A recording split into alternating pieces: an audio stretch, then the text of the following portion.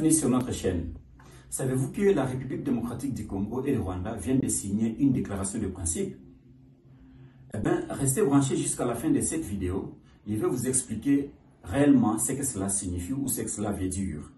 C'est très crucial pour l'avenir de notre pays, la République démocratique du Congo. Une déclaration de principe. D'abord, comprenez qu'une déclaration de principe n'est pas un contrat légal. Donc, c'est juste une promesse. C'est juste un contrat où deux pays, à l'occurrence le Rwanda et la République démocratique du Congo, affirment leur intention de travailler pacifiquement, de coopérer, et de collaborer. Et donc, il n'y a pas des obligations. En tout cas, ce n'est pas vraiment une obligation juridique. So, nous devons rester vigilants. C'est juste une première étape dans ce que nous voulons ou ils veulent voir venir. Alors, pourquoi l'avoir signé devant les États-Unis? Parce que les deux pays ou les deux ministres des Affaires étrangères se sont retrouvés aux États-Unis devant la présence du secrétaire d'État américain Marco Rubio. Alors, la réponse est simple, parce que les États-Unis, c'est une grande puissance. Et signer cet accord ou cette déclaration de principe devant une grande puissance, ça donne du poids politique. Et la deuxième raison pourquoi aux États-Unis, devant le secrétaire d'État américain, parce que les États-Unis ne veulent pas qu'il y ait des troubles en Afrique centrale, mais aussi en Afrique en général. Les États-Unis ne veulent pas des réfugiés forcés dans son pays. Les États-Unis ne veulent plus financer les humanitaires, les organismes humanitaires ou les agences humanitaires. C'est ainsi qu'ils veulent que tout le monde reste dans son pays. Et donc, quand il y a la paix, il y a la stabilité en Afrique ou en Afrique centrale, il n'y aura pas des réfugiés qui vont aller demander de rester aux États-Unis. Voilà un peu ce qui justifie pourquoi aux États-Unis. Pourquoi signer maintenant? En politique, il n'y a rien qui se fait au hasard. Parce que ça fait longtemps, ça fait au moins 30 ans, depuis que le Congo est en train de subir des conflits armés. Et ça fait en même temps 30 ans que le Rwanda est considéré comme un enfant gâté. Mais ces derniers temps, nous avons vu une pression internationale sur le Rwanda.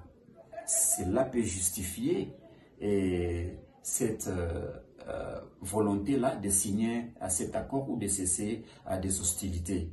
Alors, la deuxième chose qui peut expliquer cela, peut-être le besoin pour chaque pays d'améliorer son image diplomatique.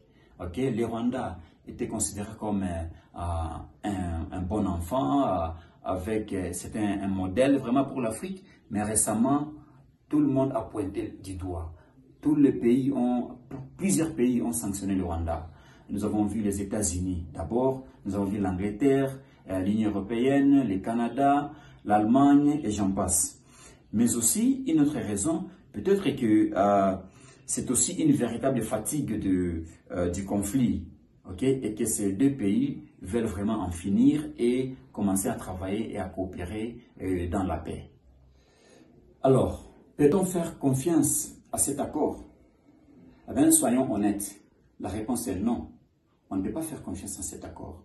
Parce que, souvenez-vous, récemment, l'ONU a sorti une résolution 2773 demandant au Rwanda d'enlever ses troupes en République démocratique du Congo. Chose qui n'a pas été faite. Jusqu'à présent, il n'y a pas de changement. Rien n'a bougé. C'est toujours la même situation. Parce que moi, je suis à Goma, en République démocratique du Congo. Je suis aujourd'hui à Goma. Je suis en train de vivre le méfait ou de leur présence ici. En tout cas, ça reste à désirer. Alors, qu'est-ce qui se passe? On reste avec beaucoup de questions. Est-ce que le Rwanda, cette fois-ci, est-ce que le Rwanda va cesser de soutenir les groupes armés? Est-ce que le Congo va reprendre le contrôle total de son territoire? Ou est-ce que les deux pays vont cette fois-ci respecter mutuellement leurs frontières? Ça, ce sont des questions qui restent pendantes. En conclusion, ce que nous devons retenir, c'est que ça, ce n'est qu'une première étape. La signature d'une déclaration de principe, ce n'est pas la paix, mais c'est juste une première étape. Donc nous devons rester vigilants, surtout nous qui sommes encore ici sur le terrain, nous sommes vraiment très vigilants et nous serons en train de vous informer.